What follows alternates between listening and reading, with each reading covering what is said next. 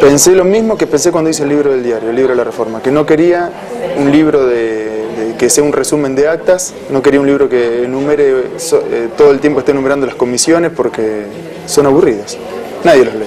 Yo quería un libro más periodístico, quizá valiéndome de mi fuente, de mi ejercicio. Quería un libro más orgánico, un libro más vivo, con notas, con entrevistas, reportajes, recopilando las viejas actas, pero transformándola a un lenguaje periodístico, como si fuesen notas no digo de actualidad porque pasaron en el tiempo, pero otro tratamiento. Y me fui dando cuenta de la importancia de la institución, porque a cada persona que le comentaba lo que estaba haciendo y lo que necesitaba, ya sea hacerle un reportaje o pedirle un texto, una columna o una impresión o simplemente pedirle información, porque en las actas no estaba todo, todo el mundo me decía inmediatamente que sí. Incluso como anécdota, vale contarte que bueno, está Juan Josena, que es la figurita difícil del álbum, porque encima él está con muchos otros proyectos y demás, está con sus obras completas y todo eso, y cuando le comento a Juanjo lo que necesito, me dice inmediatamente que sí, y a la semana se descuelga con un cuento de 8 páginas.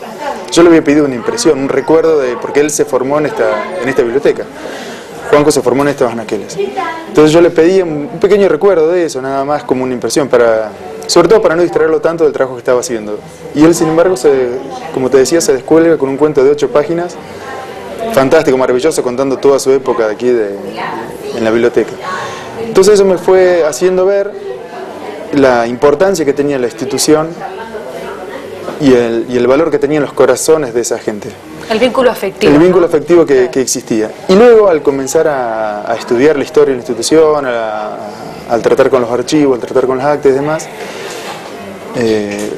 me fui enterando cosas que yo desconocía por no ser piquense y porque el año pasado era joven, ahora ya estoy viejo, pero hasta el momento no lo sabía. Pero resulta que la Biblioteca Estrada durante la década, fundamentalmente el 50, 60, 70, incluso en parte de los 80, fue el pilar de la cultura piquense regional, incluso hasta muy importante dentro del ámbito provincial. No existía el centro cultural todavía en aquellos años, y todo lo cultural que había pasaba por acá. Lo concentraba... Absolutamente todo lo tenía la Biblioteca Estrada. Imagínate que se hicieron, no recuerdo si fue en la década del 60, pero hasta una exposición de peces hubo acá en la biblioteca, y no era solamente literatura, había todas las artes plásticas pasaban por acá.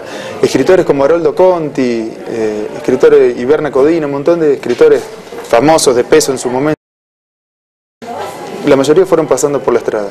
Luego cuando se crea el Centro Cultural Maracó y la Biblioteca Estrada se anexa a él, entonces comienza ya a repartirse y a tomar el papel que tiene el día de hoy, que también es importante, pero está más limitado a la literatura y demás. Que le costó además encontrar su espacio físico, ¿no? Porque funcionó en diferentes lugares. Creo yo, fue una historia de violencia prácticamente la de la Estrada, porque uno puede pensar que las bibliotecas son un templo al silencio, un templo a la tranquilidad, y sin embargo la historia de la Biblioteca Estrada fue muy violenta en ese aspecto. Recién a los 83 años de vida encuentra su espacio físico, gracias a la gestión en aquel momento de Camucha Ferrari, que era en ese momento directora de Cultura, y ella consigue en el año 95, si mal no recuerdo, este edificio, para que la biblioteca finalmente se asiente. Hasta tanto había estado deambulando de un lugar a otro, con todo lo que significa mudar una biblioteca. Y sin embargo, y además de eso, además de no haber conseguido nunca un lugar físico hasta como te decía recién, hasta sus 83 años de vida, tuvo muchísimos problemas en la definición de su carácter. En realidad, esta biblioteca nació como biblioteca de una escuela y fue creciendo como biblioteca de una escuela. Estuvo casi más de 30 años, si no recuerdo mal, dentro de esa escuela, hasta que la municipalidad de aquel momento, el Consejo Deliberante, se la apropia, la arranca de la escuela, se la apropia porque quería toda la bibliografía que tenía. En aquel momento estaba la biblioteca Almafuerte, que era la biblioteca de la ciudad, y la Estrada seguía siendo la biblioteca de un pueblo. Una historia apasionante, pero no funcionaba bien la biblioteca municipal. Era mucho más grande, mucho más importante la Estrada. Entonces prácticamente se puede decir entre comillas que se la robaron. Entonces se la anexan ellos, la sacan de la escuela. De la escuela 26, ¿no? De la escuela 26. Se la anexan y a partir de ahí comienza una historia que al final le hizo bien a la Estrada. Le hizo bien porque finalmente sale a la calle y se engrandece aún más y mantiene el nombre.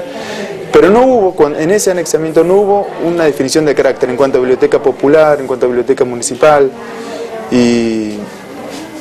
Y al ser esto así, al tener ese problema de definición, no podía estar bajo el ala de CONAVIP, o sea, no recibía subsidio de CONAVIP. Siempre fueron insuficientes los aportes municipales. Entonces tuvo muchísimas penurias, muchísimos problemas.